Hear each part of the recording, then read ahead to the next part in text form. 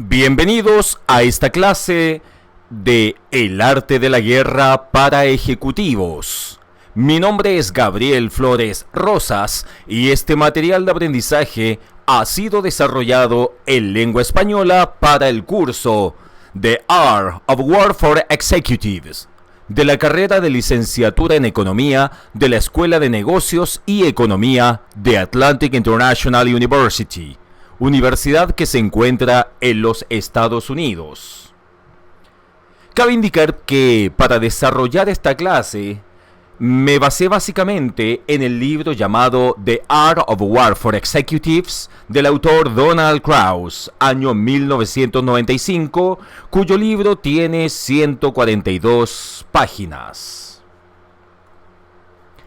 Donald Krauss es presidente de una compañía de consultoría de los Estados Unidos, fue profesor de la Universidad de Michigan y ha escrito varios libros relacionados con adaptar antiguas estrategias militares de Oriente al mundo de los negocios. Su libro está basado, y de hecho no es nada más que una adaptación al mundo de los negocios, cambiando ejército por compañía y soldado por empleado, del famoso El arte de la guerra del general chino del siglo VI a.C., Sun Tzu. Su libro es básicamente una recopilación de citas de Sun Tzu referentes a cómo abordar la batalla en lo que respecta a la estrategia y a la táctica, y se divide en los siguientes capítulos. 1. Planificación, hacer la guerra. 2. Los actos competitivos, la estrategia militar.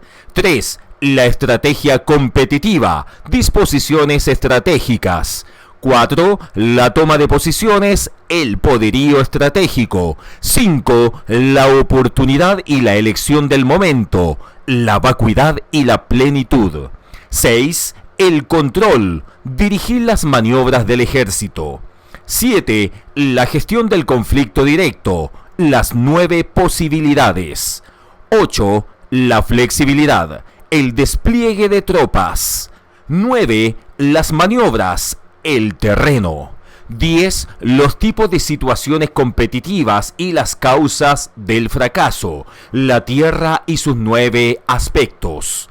11. Las condiciones competitivas y la estrategia ofensiva, los ataques incendiarios. 12. Destruir la reputación, el empleo de espías. Y 13. La recogida de información. A través de estos capítulos, el autor adapta los principios de la guerra al mundo actual de los negocios. Es curioso observar cómo los principios enunciados hace 2500 años tiene pleno valor en la actualidad, y esto nos lleva a cuestionarnos a qué se deben tantos fracasos si conocemos perfectamente las claves de la victoria. Por supuesto, esta pregunta no tiene respuesta, o tiene miles de ellas. La que podríamos suponer es que quizás somos demasiado confiados y no hayamos olvidado de que todos los aspectos son igual de importantes y no debemos menospreciar ni descuidar ninguno. Un libro de poco más de 100 páginas que sería muy interesante tener siempre a mano y leer de vez en cuando alguna de sus frases, para todos aquellos que estén dentro del mundo de los negocios, grandes o pequeños, que en estos días es prácticamente la totalidad de nosotros. Estudiemos algunas frases que pueden aportar a un ingeniero de sistemas. Número 1. Aprender a combatir. En la actualidad la competencia es mayor, más agresiva e inevitable. Solo permanecerá en el mercado la organización que esté debidamente preparada en todos sus niveles. 2. El liderazgo. El líder marca el camino con el ejemplo, se involucra y se compromete con sus clientes internos y externos. 3. Hacerlo bien. La mayor ventaja competitiva de la organización se basa en una adecuada planificación. Sin embargo, lo que demuestra el éxito o el fracaso son los resultados. Se avanza cuando hay ventaja, se detiene cuando no la hay. 4. Conocimiento de los hechos. Se debe disponer de información confiable y suficiente. Solo así se tomarán las decisiones oportunas y adecuadas. No sea parte de supuestos. 5. Prepárese para lo inesperado. La competencia siempre está presente, aún no atacando. Obsérvela de cerca, refuerce las áreas débiles de su organización. 6. Aproveche todas las oportunidades. Una victoria se puede lograr con una acción rápida. La innovación y la velocidad son decisivas. Haga las cosas sencillas siempre que pueda y no derroche su tiempo y sus recursos.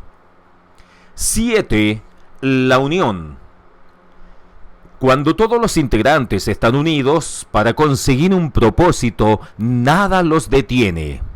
Las personas se motivan por las expectativas de triunfo. Prepárelas, impúlselas y trátelas bien. 8. Hágalo mejor cada vez. La mejora continua e innovadora pueden representar la victoria o la permanencia en el mercado. 9. La coordinación. La organización y la comunicación entre las personas son dos armas para lograr la victoria. Empléelas cuidadosamente, así siempre estarán en su posición y sabrán qué hacer ante cualquier situación. Y número 10, no declare sus intenciones.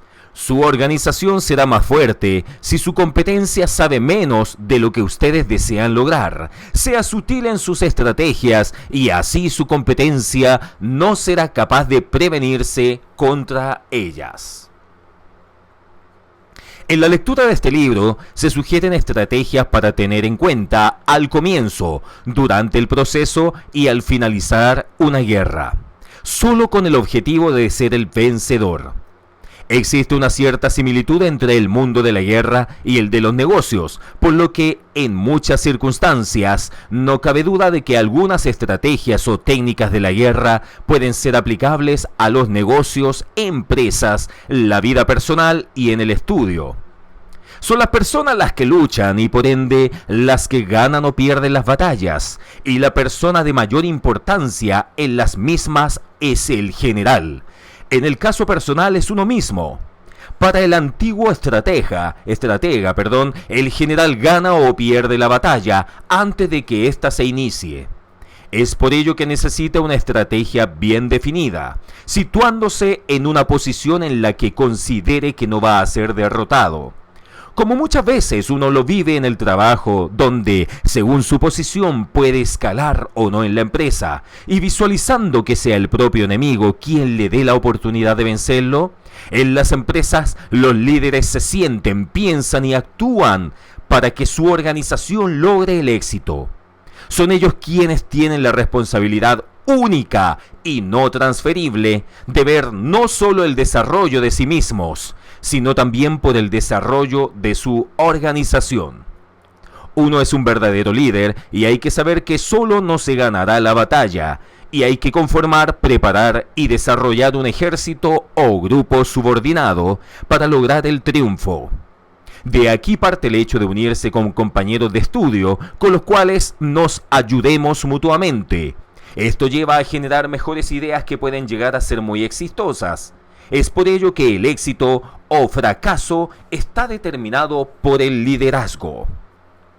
El desarrollo del ejército de Sun Tzu se basa en 3 estrategias fundamentales que son aplicables a nuestras vidas con deseo de liderazgo.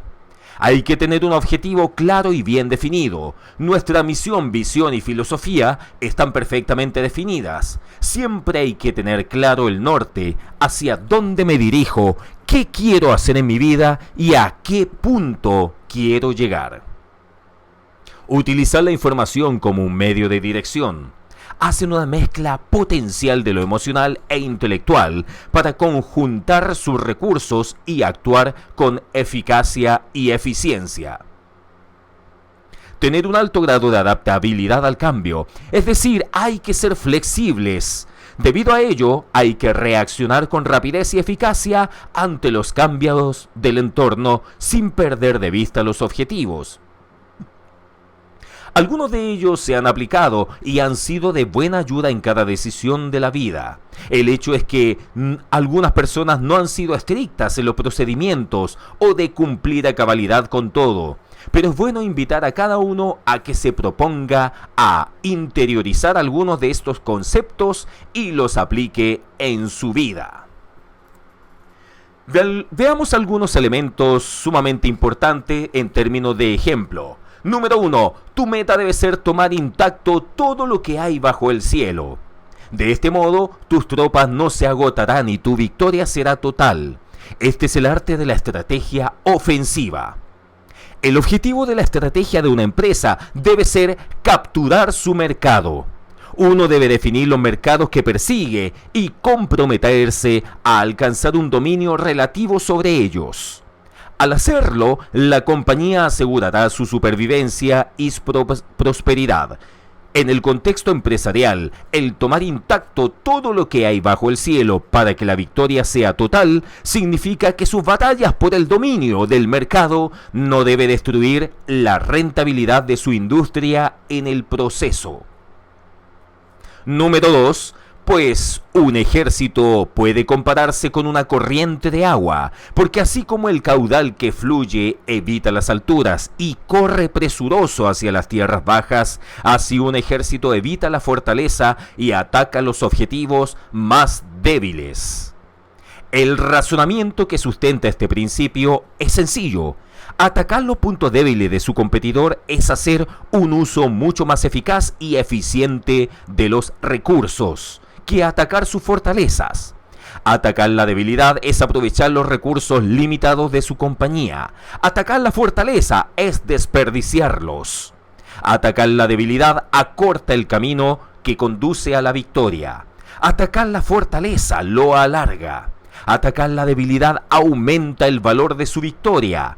Atacar la fortaleza lo malgasta. Es decir, evitar la fortaleza y atacar la debilidad logra el mayor rendimiento por el menor gasto de recursos en el lapso más corto posible.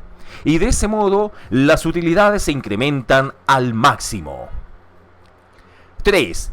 Si pretendes dirigir una guerra ofensiva, es preciso conocer a los hombres empleados por el enemigo. ¿Son inteligentes o estúpidos? ¿Sagaces o torpes? Después de evaluar sus cualidades, prepara las medidas apropiadas.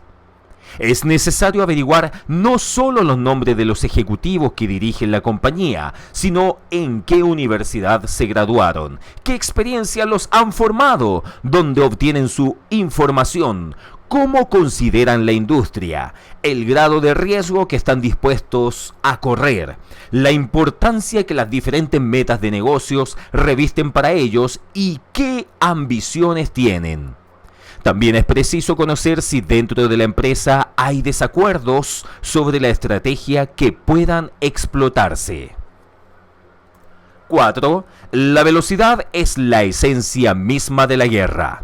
Aprovecha la falta de preparación del enemigo, viaja por rutas inesperadas y atácalo donde no esté prevenido. En los negocios como en la guerra, la velocidad es esencial. La propia naturaleza de la competencia comercial es el cambio y su ritmo continúa acelerándose. Actuar con lentitud equivale a extinguirse. Para sobrevivir y prosperar en el mundo dinámico y caótico que es el entorno de los negocios del presente y el futuro, es preciso que una compañía actúe con presteza inquebrantable. Y para poner en práctica con éxito los principios de Sun Tzu, su compañía tiene que ser capaz de aprovechar las oportunidades que crea. La velocidad es esencial para tomar desprevenida la competencia. Si se combina el engaño con la acción rápida, es posible evitar que la gerencia discierna sus intenciones hasta que sea demasiado tarde. La sorpresa inicial los desequilibra. Entonces, a medida que uno de sus ataques sigue inmediatamente al otro, se confunden y pierden más el control. Por último, obligado a la sumisión por el asombro, el equipo ejecutivo de su competidor termina paralizado y es incapaz de responder. Número 5. No presiones al enemigo hasta acorralarlo. Cuando las bestias salvajes están acorraladas, luchan con desesperación. ¿Cuánto más cierto es esto de los hombres? Si saben que no tienen opción, se batirán hasta la muerte. Para debilitar a la competencia y fortificar su posición es preciso influir en la dinámica de las alianzas en su industria. Tomando este punto en consideración, debemos recordar, por tanto, las reglas de las alianzas.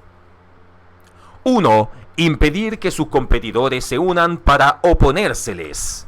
2. Si existen alianzas poderosas, evite atacarlas. 3. Si es preciso atacar, primero separe a su competidor de sus aliados. 4. Use con habilidad a sus propios aliados. 5. No elija aliados que no convienen. 6. Sepa cómo conservar una alianza y cuándo terminarla. El enfoque administrativo.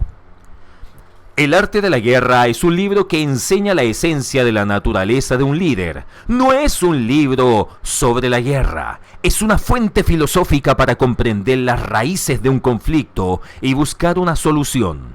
Como muestra una de sus máximas, la mejor victoria es vencer sin combatir, nos dice Sun Tzu, y esa es la distinción entre el hombre prudente y el ignorante. Según el autor Donald Krauss, en el libro El arte de la guerra para ejecutivos, es una filosofía de supervivencia centrada en estrategias de éxito del Estado o en el contexto actual de la organización empresarial que la asuma, y no se basa en la destrucción del enemigo o competencia, entendida esta última dentro del mismo contexto, sino en el logro de la victoria centrada en una buena estrategia gerencial. La estrategia es en la empresa de hoy el tema gerencial más importante y lo seguirá siendo hasta que surja otra realidad. La estrategia empresarial ha cambiado de la lucha clásica por lograr la mayor participación de mercado a la configuración de escenarios dinámicos de oportunidades de negocios que generen riqueza, a proponer enfoques estratégicos audaces para mantenerse en un nuevo mundo de ecosistemas empresariales que constantemente tenemos que explorar y analizar. Los gerentes que sean capaces de entender el arte de la guerra para competir serán capaces de obtener la victoria, pues la invitación en el contexto postmoderno es comprender y conocer la esencia de las cosas, y solo el que se conoce a sí mismo y a los demás asegura el éxito. Dado que los recursos son escasos, siempre es bueno contar con teorías o ideas nuevas que nos ayuden a planear la mejor forma de aplicarlos en beneficio de la empresa para la que prestamos nuestros servicios, ya que intrínsecamente, si la compañía prospera, existen más probabilidades de que el personal que labore ahí tenga la misma suerte. El libro resulta de mucha utilidad actualmente debido a las constantes alianzas entre empresas y al efecto de la globalización. Sin embargo, esto no indica que se tenga el éxito asegurado. Sin embargo, si se aplican los 6 principios de Sun Tzu, se tienen mayores posibilidades de triunfar en las actividades emprendidas. Me parece muy pertinente como el autor expresa cada uno de los capítulos del libro de Sun Tzu por medio de frases y párrafos cortos, explicando cada uno cómo se puede aplicar en nuestro entorno, desarrollando una dinámica para que nuestro cerebro recuerde mejor cada una de ellas, además de explicarnos puntualmente para aplicar a nuestra empresa cada uno de los conocimientos. La pertinencia en la seguridad informática. Las condiciones de vida y las tendencias de desarrollo actuales en la dinámica social y de negocios han convertido a la información en un bien sustantivo primordial y de importancia estratégica para las personas y las organizaciones, enfatizando la realidad del principio que plantea que información es poder. Este efecto se extiende al ámbito de los recursos y servicios de las tecnologías de la información e ingeniería. en su función como herramientas para administrar y operar la información, lo cual nos convierte en una forma de propiedades de gran valor para ambos, personas y organizaciones, y por ende objetivos potenciales para infligirles alguna clase de daño o perjuicio. En este orden de ideas, dado que el propósito genérico de las funciones de seguridad es proteger y salvaguardar la existencia e integridad de las personas y sus propiedades, se puede establecer que el propósito de la seguridad informática, en sentido estricto, sería proteger y salvaguardar tanto el acervo de información como la plataforma de recursos y servicios de tecnologías de la información de una persona u organización. Esta perspectiva contempla lo que se puede considerar como un enfoque estático de la problemática de la seguridad, proyectándola como una cuestión de defensa del propio territorio, en este caso de la información como una propiedad de las personas y las organizaciones. Las fórmulas presentadas en El arte de la guerra del maestro Sun Tzu no ofrecen una solución específica para casos particulares, sino que plantean recomendaciones generales con un enfoque estratégico, las cuales requieren de una cierta interpretación una vez definida el área en que se pretende aplicarlas.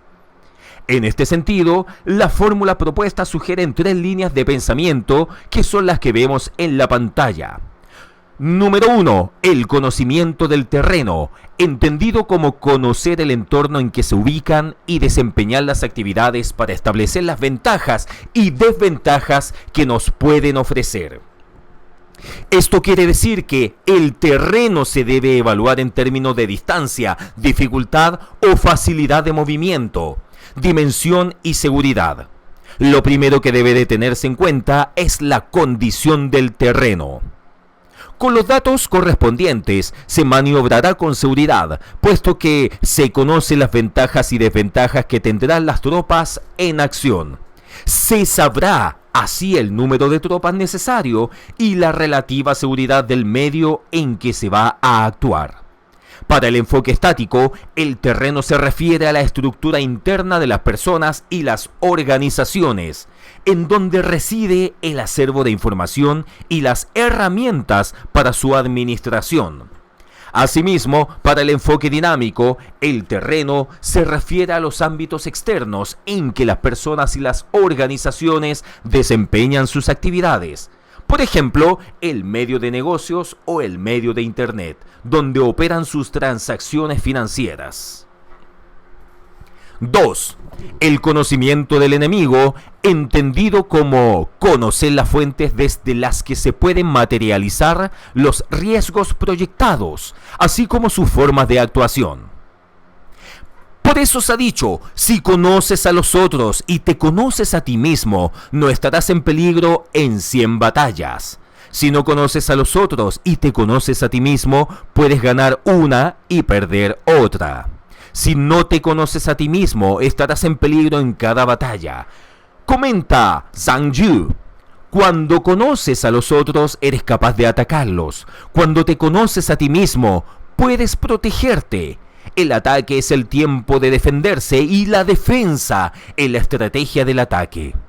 Si sabes esto, no correrás peligro si te bates en 100 batallas. Cuando te conoces, puedes conservar tu energía y esperar. Para el enfoque estático, el enemigo se refiere a todo aquel que pueda tener acceso o efecto sobre la información. Por ejemplo, los operadores, los sistemas y bases de datos, los equipos de cómputo y de comunicación a través de los cuales se opera la información, y los agentes externos que pudieran tener acceso tanto al acervo de información como al uso de los medios de operación.